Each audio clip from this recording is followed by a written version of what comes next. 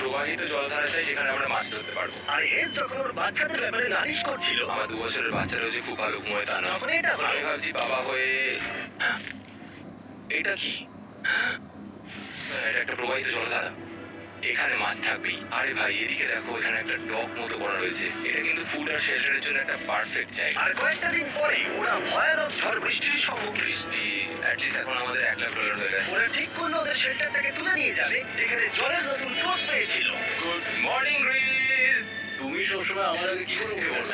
আমরা স্ট্রাকচারটা ঠিকঠাক দান করাতে পারি। তারপর আমরা এগুলোকে এ ফ্রেম সেটে ব্যালেন্স করাবো আর লেন্থটা বুঝে বাকিটা কেটে নেবো।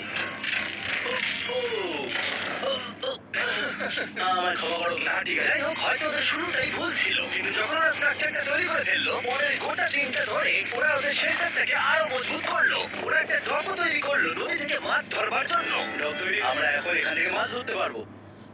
ভালো না? হ্যাঁ বলেছিলাম। কিন্তু সব থেকে কঠিন ব্যাপার ছিল স্লিপিং ব্যাগ ছাড়া এই ভয়ঙ্কর শীতের মধ্যে ঘুমানো। রাতে খুব ঠান্ডা পড়ছে, হাত পা ঠান্ডা হয়ে যাচ্ছে। জানতাম আমার পরের অফারটা কি হতে চলেছে। আজকে 20 নম্বর দিন আর ওরা আরো ঘন জঙ্গলের ভিতরে চলে গেছে, তাই আমরা ফোনে করে যাচ্ছি। তুমি কি ওই দিক থেকে কোনো আওয়াজ শুনতে পাচ্ছ? কি বলে তুমি?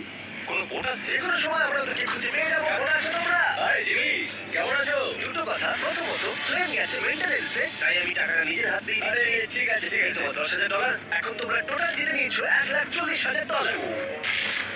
অফারটা দেখাও, টাকাটা খুলে ফেলো। এই তো ও তোমরা আমাকে $10,000 দিতে পারো এই রেড স্লিপিং ব্যাগের বিনিময়ে, অথবা $50,000 এই। দুটো নেওয়ার জন্য 5 গুণ বেশি দিতে হবে। আরে ভাই, এটা কি একবার দেখতে পাবে? হ্যাঁ, হ্যাঁ, দেখো তোমরা। দাঁড়াও, আমি একবার এর মধ্যে ঢুকে দেখি। এই স্লিপিং ব্যাগগুলি আমরা আন্টার্কটিকাতে ব্যবহার করেছিলাম, যেগুলো খুব ভালো কাজ করে। ঠান্ডা পড়বে, তাই তোমাদের একটা অন্তত কেনাই উচিত। আমাদের চ্যালেঞ্জটা শুরু হওয়ার সময় থেকে আজ পর্যন্ত সেভাবে আমাদের কাছে কিছুই নেই। আমরা এটাতে অভ্যস্ত হয়েছি। আমাদের কাছে এখন বেডিং আছে, পাইন স্ট্র আছে। সত্যি ও স্লিপিং ব্যাগ চাই, কিন্তু এই $50,000। আমি অ্যাকচুয়ালি আমার বউয়ের থেকে ব্রিজের বেশি কাছে শুই, তো আমি একটু মজা করছি না। তার মানে তোমরা দুটোই নেবে না বলছো? রাতে খুব ঠান্ডা। হ্যাঁ, তো আমার মনে হয় আমাদের এটা চাই না। হ্যাঁ ঠিক বলেছো। ওয়াও, ওরা একটাও স্লিপিং ব্যাগ নিল না। ঠিক আছে ছেলেরা, এগুলো বন্ধ করে দাও। ওরা হয়তো স্লিপিং ব্যাগ ছাড়াও সার্ভাইভ করে ফেলবে, কিন্তু খাবার ছাড়া সার্ভাইভ করা অসম্ভব। ওরা একটা রুটিন বানিয়েছিল যার মধ্যে ছিল জল গরম করা, শেল্টারের কাজ করা আর মাছ ধরা, কিন্তু তারা মাছ ধরতে পারছিল না। আমরা আশেপাশে একটু চারা ছড়িয়ে দিয়েছি, আশা করছি মাছগুলো নিয়ে আসবে। দিনের পর দিন তারা মাছ ধরতে ব্যর্থ হচ্ছিল, দেখি একবার চেক করে যদি কোনো ক্যাটফিশ আটকে থাকে তো। কিন্তু হঠাৎই তারা এই কাজে সফল হয়ে গেল। ও ও ও প্রকৃতি এখানে অনেকটাই নিষ্ঠুর ছিল। এটা আবার কি? এটা কি আমরা খেতে পারবো? প্রথম মাছ। এটা একটা কুঁচে, আর আমরা এটাকে চারকোলের উপর গ্রিল করে স্টাইলে তৈরি করবো। এই প্রথম 27 দিনের পর আমরা কিছু একটা ধরে খেতে চলেছি, যেটা দারুণ হতে চলেছে। আমরা এটা পেয়ে খুব খুশি, আশা করি এটা সুস্বাদু হবে। জানি না এটাকে ডিলিশিয়াস বলা উচিত কিনা, কিন্তু তাই ওরা এখন পাথর খেলেও সেটাও সুস্বাদু লাগবে। এটা দারুণ খেতে। এটা ফাটাফাটি।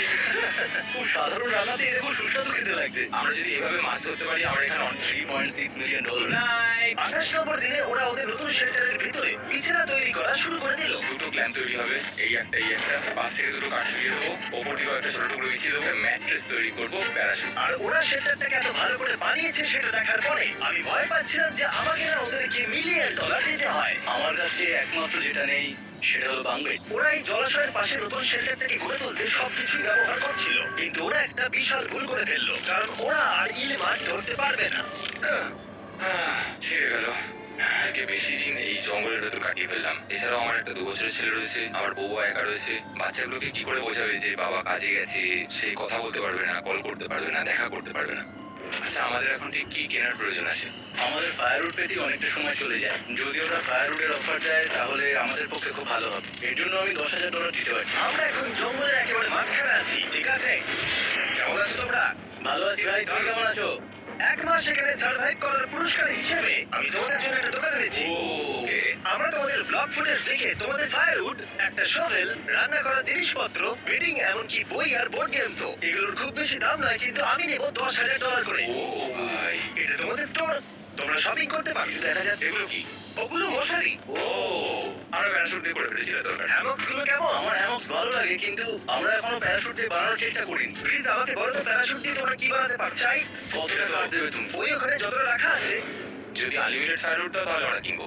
আমি ওদেরকে প্রয়োজনীয় সব জিনিসই অফার করেছিলাম, কিন্তু তাও ওরা কোনো জিনিসই নেয়নি। এবার আমার মনে হচ্ছিল ওরা হয়তো নেভির কেউ বা সার্ভাইভাল এক্সপার্ট। তোমরা 10,000 দিয়ে কিনবে? না আমরা কিনবো না। ঠিক আছে, 1000 বছর ধরে আমি এটা ভেবেই যাবো যে কেন ওরা এগুলো নিল না। পরের বার আমি তোমাদের টাকা নিশ্চয়ই খরচ করাবো। ঠিক আছে, আমরা অপেরা চলে যাচ্ছে। ও